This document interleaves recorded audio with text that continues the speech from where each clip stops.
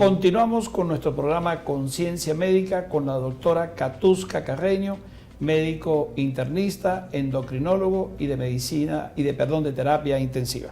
Doctora, en la continuidad de lo que venimos planteando sobre el caso de la diabetes, se habla en los últimos años que ha aumentado el número de casos de diabetes.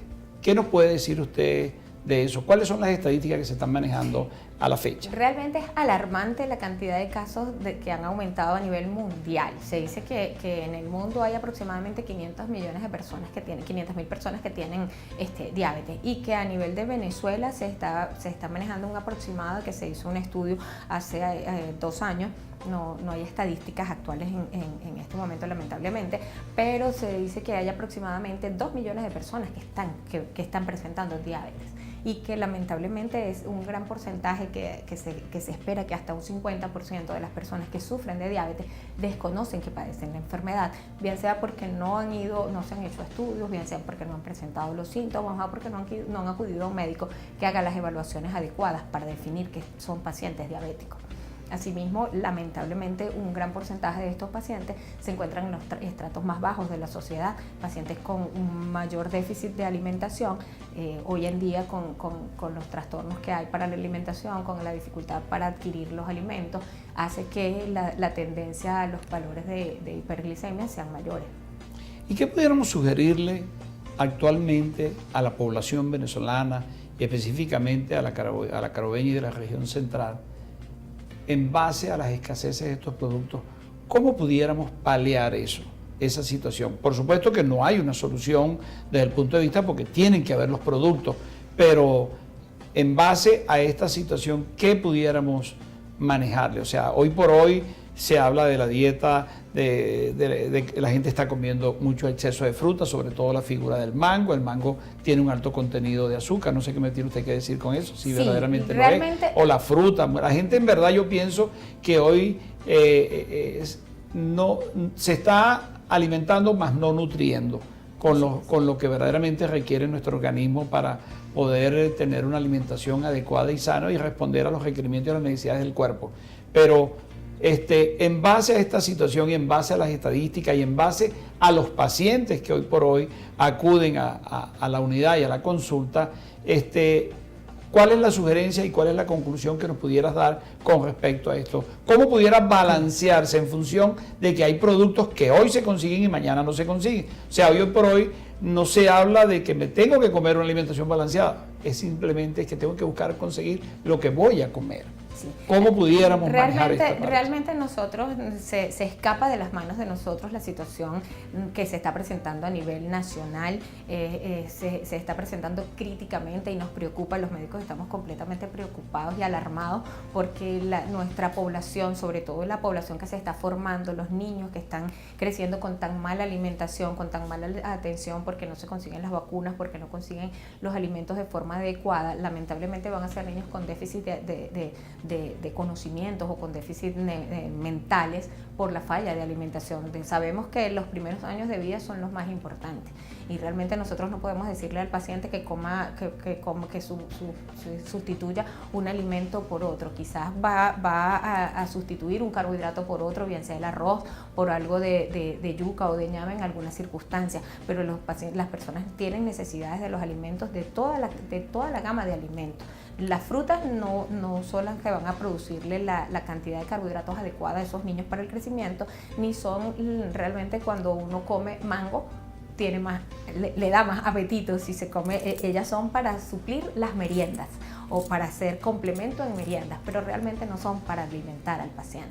Hemos visto con muchísima preocupación, con una alarma muy grande, cómo nos están llegando los pacientes a consultar, tanto en público como en privado, la pérdida de peso exacerbada que han tenido de 10, 20 kilos en los últimos 3 o 6 meses, y buscando patologías asociadas como cáncer para descartar que esa pérdida de peso sea por otra condición, y realmente simple y llanamente la falta de los alimentos que se vienen presentando en los hogares. Sí, es muy grave el cambio de patrón en la dieta del venezolano, originado por la escasez de alimentos que hay y también por la escasez de los medicamentos e insumos para poder controlar esta patología. Pero es muy grave. Yo creo que es un caso de seguridad de Estado en que hay que evaluar las condiciones y no lo estamos viendo ahorita. Esto no lo vamos a ver en un año, porque ahí es donde vamos a verdaderamente sentir las reacciones que va a tener nuestros organismos, que se va a traducir en complicaciones en la salud de los venezolanos producto de esta consecuencia, de este cambio de patrón de alimentación. Bueno, vamos a hablar ahora de cuáles son las más frecuentes y en qué consisten en los casos de las diabetes. Ya me hablaste de los tipos de diabetes, ¿de acuerdo? Pudiéramos, para educar un poquito más y generar cultura sobre esta materia, hacer algún comentario particular con respecto a esta enfermedad. Sí, la diabetes se va a presentar en cuatro grandes grupos para clasificarla, ¿sí? Sería la diabetes tipo 1, que es como le decía anteriormente, que es la diabetes que se presenta en los niños principalmente y que requieren de insulinoterapia para su vida, para su sobrevivencia, obligatoriamente deben recibir insulina porque es un déficit absoluto de la insulina y generalmente se presenta por condición inmunológica. La diabetes tipo 2 es la diabetes que se presenta principalmente en los pacientes adultos.